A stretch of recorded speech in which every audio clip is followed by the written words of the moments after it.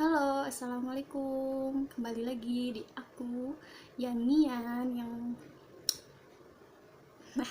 oke, kali ini aku mau bikin konten soal perbedaan baking powder dan baking soda. Ini dia, baking powder dan baking soda. Apa sih kegunaannya baking powder sama baking soda? Apa sih manfaatnya, perbedaannya? Itu kan banyak banget yang nanya soal ini. Jadi kali ini aku mau ngejelasin perbedaannya baking soda dan baking powder maaf ya. Jadi kalau kalian pengen tahu, jangan di skip ya videonya, pantengin terus, liatin terus sampai selesai. Insya Allah ini bermanfaat banget. Dan sebelumnya jangan lupa di subscribe dulu yang belum subscribe teman-teman. Dan juga kalau misalkan suka videonya jangan lupa di like ya. Oke, kali ini aku akan mulai videonya.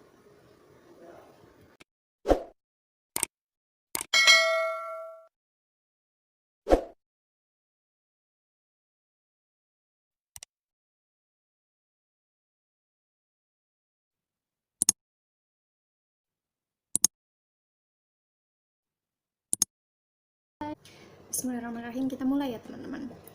Aku jelasin soal baking soda kue dulu. Oke. Nah, soda kue ini sebenarnya soda kue sama baking powder itu sifatnya sama-sama asam. Jadi kalau kalian bikin kue tidak sesuai takaran yang sama, itu akan berakibatkan asam atau pahit gitu ya. Itulah sikapnya. Jadi sebenarnya ini tuh sama-sama untuk pengembang kue. Itu persamaannya loh ya. Ini sama-sama untuk mengembangkan kue. Jadi dia tuh sifatnya sama sih. Kalau baking powder ini dia terbuat ada campuran dari baking soda, sebenarnya seperti itu. Jadi kalau kalian bikin kue cuma dengan ini doang sebenarnya nggak apa-apa, tapi lebih baiknya kalau misalnya ini kebanyakan itu akan berakibatkan pahit pahit sama asem. Bener deh, aku soalnya udah pernah nyobain dan itu asem banget, pahit. Kirain aku ya, kan aku bikin martabak tuh, kirain aku yang membuat pahit itu pas itu mesesnya, aku takut mesesnya itu sudah expired gitu. Tahunya pas aku ini cicipin meses itu dia tidak terasa pahit dan asem. Nah itu teman-teman, karena mungkin nggak tahu ya, jadi ini pengalaman saya, makanya saya ingin kasih tahu ke kalian info tentang perbedaan baking soda dan baking powder. Oke, kita mulai pertama. Sebenarnya ini baking soda dan baking powder menjadi dua pilihan yang paling umum untuk digunakan sebagai bahan pengembang kue, meskipun keduanya punya fungsi dan bentuk yang berbeda. Fungsinya sama, bentuknya juga sama sih, menurut aku bentuknya sama, tapi ini lebih halus. Kalau baking powder teman-teman ini lebih halus ya, tapi kalau baking soda dia agak lebih kasar, jadi kayak semacam garam. Bentuknya gimana ya, nih aku kasih lihat ya, baking soda dia sama-sama bentuknya. Kalau ini baking powder, tumpah coy.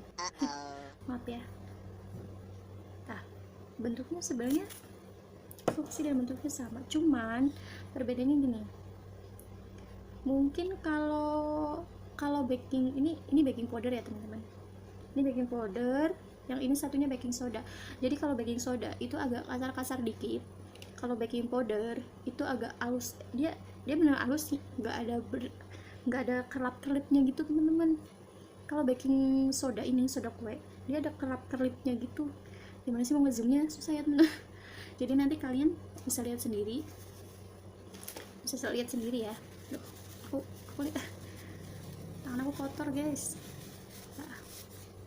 Nah, buat kalian yang belum tahu silakan cek, jangan sampai di skip ya, ini karena pengetahuan yang bagus sih kata aku. Nah, kandungan berbeda dalam baking powder dan baking soda ini salah satunya,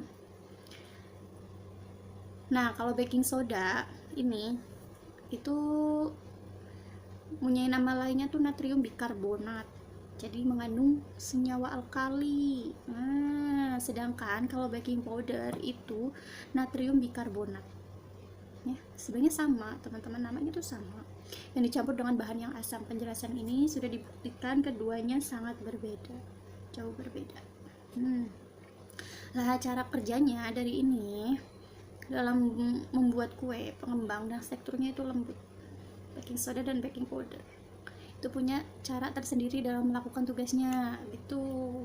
Kalau baking soda, teman-teman membutuhkan bahan asam agar dapat bereaksi dengan maksimal, seperti lemon, yogurt gitu, atau susu. Nah, sedangkan baking powder ini sudah dilengkapi dengan bahan asam dari awalnya sehingga bisa langsung berfungsi tanpa maksud aku tanpa tambahan cairan lain. Jadi ini tuh udah langsung bersifat asam. Tapi kalau ini ada bahan lain gitu, gimana sih? Kadang suka bingung sih aku juga, teman-teman. Ya begitu ya. Nah, kalau pengaruh baking powder dan baking soda pada kue itu ya, tidak sampai di situ. Pengguna kedua bahan pengembang ini juga harus dilakukan dengan takaran yang pas lah. Yang pertama aku bilang, teman-teman, seperti itu. Jadi kalau kalian menggunakan ini tidak dengan takaran yang pas, itu akan jadinya asam dan pahit. Nah, jadi kalau misalkan kalian asal sembrono nih, bikin kue asal-asalan aja, yang penting jadi, yang penting ngembang, ya itu salah, teman-teman, salah banget. Jadi kalian harus menggunakan takaran yang pas gitu. Ya, tidak terlalu banyak menggunakan baking powder, tidak terlalu banyak menggunakan baking soda, jadi harus pas-pas banget, karena tidak akan muncul pengaruh rasa sekalipun takarannya melewati batas. Gimana ya? Jadi nggak perlu khawatir, maksud aku nggak perlu khawatir kalian ini tidak ngembang kalau bikin sesuatu kue itu, karena mungkin aku pengen ngembangnya itu terlalu gede, wah aku pengen ngembangnya itu terlalu tuh, karena terlalu montok gitu ya. Makanya aku pengen yang banyak, pengen ini tuh yang banyak gitu ya, yang banyak gitu ya. Biar biar ngembangnya gede, metok-tok gitu. Aduh, biar montok-montok tuh tante-tante ntar di skip, ntar terjadi dengerinnya soal itu ya. Lah, tipsnya untuk menggunakan baking powder dan baking soda itu, ini kalau baking powder itu digunakan yang membuat kue cepat saji. Nah gitu, kayak contohnya bolu siap saji, muffin dan kue-kue lainnya gitu ya. Kalau baking soda dipakai untuk adonan yang memiliki bahan asam lain dalam komposisinya, seperti roti itu, terus biskuit, bisa biskuit. Nah itulah, teman-teman, jadi seperti itu kan. Kalau baking powder itu terdiri dari bahan yang seperti baking soda. Dibilang kata aku gini, kalau baking powder itu dibuat dari baking soda, itu dibuat dari baking soda dengan tambahan zat asam. Jadi ini tuh ada bahan asamnya. Jadi kalau kalian ini kebanyakan banget, wih parah, aku pengen ngembang banget kuenya gitu kan, aku pengen ini yang banyak, semakin ngembang gede gitu ya maksud kalian. Itu tidak pengaruh, teman-teman, yang ada malah pahit, nggak enak banget rasanya. Aku pernah nyobain, karena mungkin aku salah takaran atau lupa kali ya gitu. Lah kalau misalkan kalian nggak ada baking powder, nggak ada baking soda ini, pengganti baking soda ini bisa baking powder, teman-teman. Iya nih, kalian kalau mau bikin cakwe, tahu cakwe tuh? Aku orang Jawa tapi saya Sunda ya. Cakwe itu bisa baking dua-duanya nih, tapi dengan takaran yang sama lah, kalau itu ya.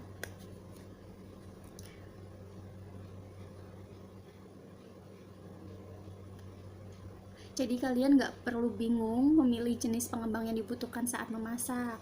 Jelas banget kan perbedaan antara baking soda dan baking powder. Ada yang mau ditanyakan?